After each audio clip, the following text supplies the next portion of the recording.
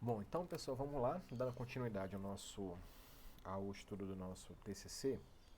Eu queria deixar para vocês uma informação importante aqui com relação ao desenvolvimento do trabalho. A gente já debateu, já discutiu o capítulo 1, e no capítulo 1 a gente vai começar a apontar os aspectos dentro do recorte teórico, dentro daquilo que você programou lá na sua introdução. A gente vai apresentar então os primeiros aspectos do conteúdo do trabalho. E aí, a gente sempre orienta o aluno a fazer 2 a 3 capítulos. Lógico que o desenvolvimento, ele é um momento em que você vai aprofundar a pesquisa e expressar tudo aquilo que você conseguiu levantar baseado num texto que é padronizado do aluno. Ou seja, quando eu falo padronizado do aluno, são as informações que ele vai dar no trabalho de acordo com o que ele entendeu da leitura que ele fez. É muito importante que vocês tenham em mente que para começar a desenvolver um tema, você tem que primeiro ter estudado sobre ele. Muitos alunos têm aquele problema de não saber o que escrever ou como escrever. Ah, eu não sei começar, não sei começar a falar, não sei começar a escrever. Porque, primeiro de tudo, você tem que ler sobre o assunto. Quando você começa a ler, você vai começar também a tentar explicar aquilo que você está lendo. Isso é a grande dificuldade que eu tenho tido com os alunos que me repassam, né, quando me procuram para explicar quais as dificuldades que estão tendo, é colocar no papel. Quando essa dificuldade começa a surgir, é porque falta o aluno aprofundar um pouquinho mais a pesquisa dele, a leitura dele, não esquecendo nunca o que ele quer responder. Por exemplo, se você quer falar sobre um determinado aspecto na questão criminal, você tem que primeiro abordar o que é o crime, o tipo de crime, a natureza jurídica dele. Você vai primeiro explicar aquele crime para depois entrar nas questões técnicas que você quer discutir no seu trabalho. Então, se você vai pegar um tema, cada um de vocês tem um tema, não é isso? Você vai pegar o seu tema e antes de abordar aquilo que é a sua pergunta de pesquisa, e antes de tentar responder aquela pergunta de pesquisa, você vai preparar o terreno para depois, lá na frente, lá no capítulo terceiro, entre o terceiro e o segundo, de segundo e o terceiro, lá que você vai começar a tentar responder. Mas de antemão, tenta explicar as questões básicas sobre o assunto. Se você vai falar sobre violência contra a mulher, fale como é, antes de começar a entrar no aspecto da violência, fale pouco da mulher, da evolução histórica dos direitos dela, fale da questão envolvendo políticas públicas de proteção à mulher, enfim, traga primeiro uma contextualização do tema. Explique no seu capítulo primeiro qual é essa dificuldade hoje com relação à questão da mulher, ou alguém quer falar sobre crime financeiro. Primeiro explica a questão da corrupção, explica a questão que a gente vive, que a gente viveu, nem que seja para introduzir o tema. Então vocês vão começar a compreender um trabalho científico a partir, nesse primeiro momento, dessa contextualização. Quando você começa a fazer isso, você de fato começa a deslanchar mais o seu trabalho. De antemão eu te explico, até quase não sai aqui. De antemão eu também te explico. Vocês devem, com certeza absoluta, sempre olhar a introdução do trabalho, porque lá estão as informações que você vai precisar em cada etapa do trabalho. Quem está tendo uma dificuldade para começar não se atentou que a introdução que vocês mesmos fizeram informa as etapas e o que cada um de vocês vai escrever no trabalho. Então, como é que eu vou começar meu capítulo 1? Olha lá o objetivo específico que você trabalhou lá na introdução. Lá vai estar dizendo o que você vai falar no capítulo 1. Você aproveita e começa a desenvolver a escrita a partir disso. Então, a parte do desenvolvimento é a parte que você já vai começar a expor, vai entrar nos aspectos da sua pesquisa científica, sempre fundamentando na orientação que você mesmo disse que ia cumprir lá na introdução do seu trabalho. Então, falta um pouco de atenção nesse ponto. Eu recomendo que você sempre volte lá na introdução, veja o que você vai falar devagar lá e você faça isso no decorrer do trabalho. Eu acho o seguinte, que num primeiro momento, É lógico que é muito importante a gente se atentar para as normas da ABNT, para as normas de citação, isso é muito interessante. Mas para aqueles que têm um problema com ansiedade, que era o meu caso, né, porque eu estava fazendo isso, até no meu mestrado também passei muita dificuldade nesse sentido, a gente está muito ansioso para poder escrever logo tudo que está surgindo. A gente tem medo de esquecer, perder a linha de raciocínio. Isso acontece muito, tá? Quando isso acontecer, quando essa ansiedade bater em você, você faz o seguinte, você sai escrevendo, vai desenvolvendo, coloque no papel. Porque depois a gente vai fazer os acertos. Você vai mandar para mim, eu vou analisar a situação e vou responder de acordo com o que está correto ou não dentro da linha da pesquisa. Mas o importante é, comece a desenvolver essa parte, comecem a desenvolver esse trabalho. E, logicamente, eu estou falando aqui de forma para alguns alunos específicos, mas serve para quem estiver vendo esse vídeo aqui também, né? Quando começar o desenvolvimento da sua dissertação, tenha sempre em mente e fique sempre voltando ao roteiro que você apresentou lá na introdução, que aí você não se perde. E é essa a razão que eu disse para muitos de vocês, muitos alunos, eu oriento sempre isso, começar a fazer a introdução primeiramente, porque lá vai ter o roteiro. Se o aluno se perder no meio do trabalho, ele volta lá para o roteiro e lá vai estar definido o que ele vai fazer ou não vai fazer. Tomem muito cuidado com as citações. Eu já comentei isso anteriormente, vou falar de novo. As citações, elas são elementares, são elementares, ou seja, você tem que ter no seu trabalho citação de trabalhos de outros profissionais, de outros professores, de outros alunos, enfim, você tem que colocar. Tudo o que é mais importante é reconhecer sempre esse meio termo.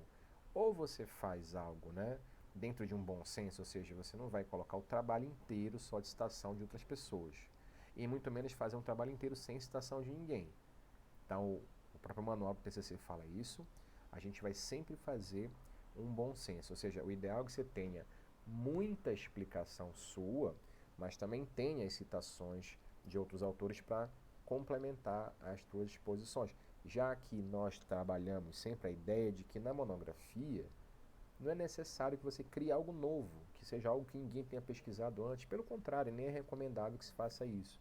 Mas você vai pegar um tema que já existe, já foi debatido por outras pessoas, vai trazer a visão dessas pessoas para o seu trabalho e a partir disso você vai construir uma posição sua.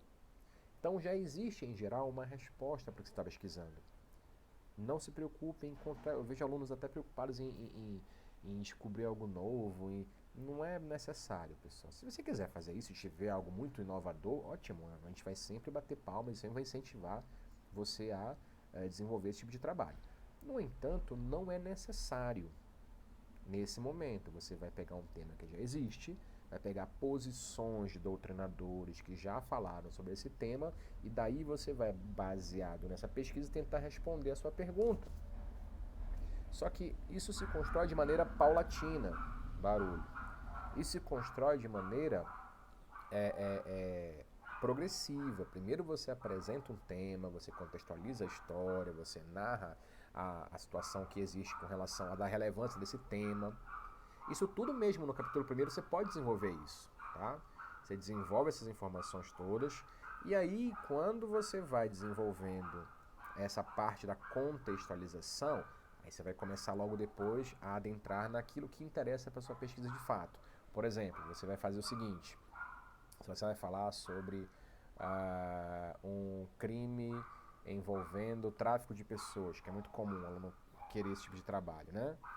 Você vai falar de forma geral, primeiro, sempre parta do gênero para a espécie. Então explique de forma geral o que é isso. Por exemplo, o tráfico de pessoas está em que parte do Código Penal? Que parte trata desse assunto? Tem alguma lei específica que trata sobre isso também? Então você vai fazer essas perguntas e você vai começar a pesquisar. Olha, esse tipo de crime pode ser encontrado na parte tal, capítulo tal, lá do Código Penal. E também leis extravagantes, como a lei número X, número Y, número Z, número 22, você vai indicar a legislação. Né? E aí você vai apontar onde que vai ser encontrada a legislação com relação ao assunto que você vai tratar. E lá você aproveita e já pega essa legislação e já vai discutindo ela nessa parte inicial também, que era falar de violência doméstica. Poxa, tá aí a Lei Maria da Penha, tem o Código Penal, tem o feminicídio lá dentro do Código Penal como circunstância de homicídio qualificado. Tudo isso você vai explicar até chegar no seu ponto principal. Você vai explicar no seu trabalho até chegar na parte que você quer responder a pergunta de pesquisa. Então, essa parte do desenvolvimento, você tem que começar a desenvolver, começar a fazer dentro do roteiro que você mesmo colocou como meta lá no seu, na sua introdução, e sempre buscar essas fontes de pesquisa sempre mencionadas no seu texto. Ou seja, coloque lá de onde vem, de onde você tirou. Não esquece. Eu posso fazer a PUD, professor? Pode, mas tome cuidado. Porque às vezes você vai pesquisar um texto de alguém que já está escrevendo com base em uma outra pessoa. Supondo que eu escrevi um livro, e eu tenho meu livro, já falei para vocês isso, né? Escrevi meu livro sobre a prova da ordem. Aí você vai pesquisar dentro do meu livro alguma informação para você.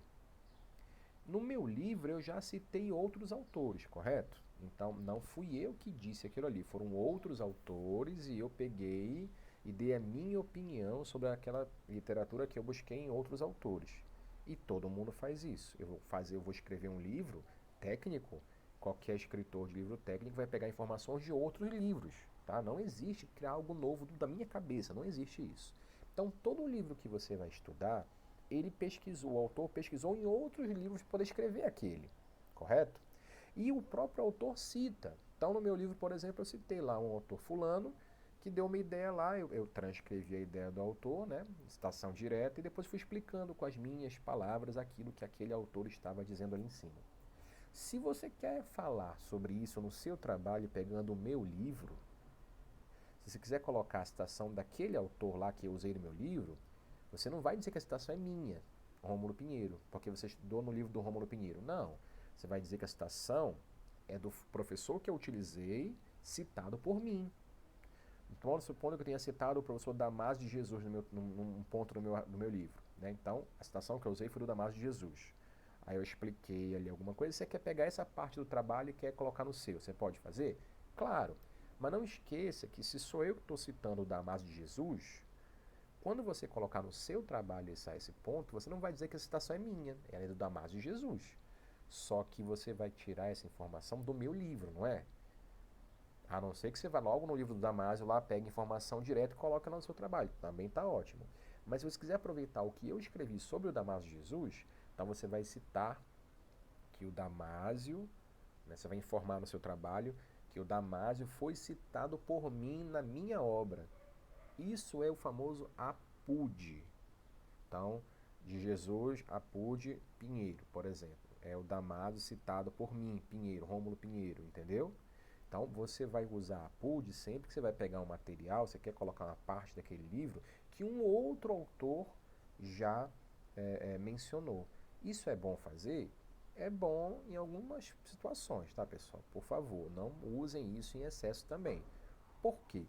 Porque a PUD é uma situação que você vai precisar usar quando aquele autor que você está lendo pesquisou numa obra de difícil acesso, uma obra que está esgotada, uma obra estrangeira, que não é fácil encontrar.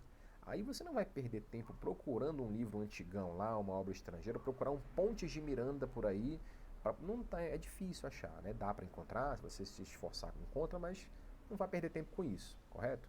Então, nesses casos específicos, então você pode pegar e citar o autor que citou aquele antigo autor lá de trás. Agora, se eu estou citando, por exemplo, no meu livro, um livro do Fernando Capês, ou um livro do Damásio de Jesus, ou um César Roberto Bittencourt, ou um livro comum aqui que é fácil encontrar. Se você vai fazer isso, evite a PUD. Vá direto no livro que eu estou mencionando e lê o que eu coloquei, e lê o que o livro fala. Por quê? Porque aí você vai direto na fonte. O livro não é difícil de ser encontrado. Você vai lá na fonte e você expressa com as suas palavras aquilo que o autor lá colocou e você não precisa citar que foi a PUD. Entendeu? Então, vá usando a PUD desde que seja uma obra com uma certa dificuldade de ser encontrada. Então, tome cuidado com as citações. Não pode ser nem tão extensa que prejudique, eu não sei mais o que você escreveu, só a citação dos outros, ou também sem nenhuma citação que você vai ter que mostrar que você vai tirar essa informação não sei da onde, né? Você não tem uma base científica para pesquisar. Então, o desenvolvimento, você vai começar a se deparar com essas circunstâncias e fica atento. Eu vou voltar em outros vídeos aqui para vocês para discutir mais pontos do desenvolvimento do trabalho, tá bom? Então, um abraço a todos e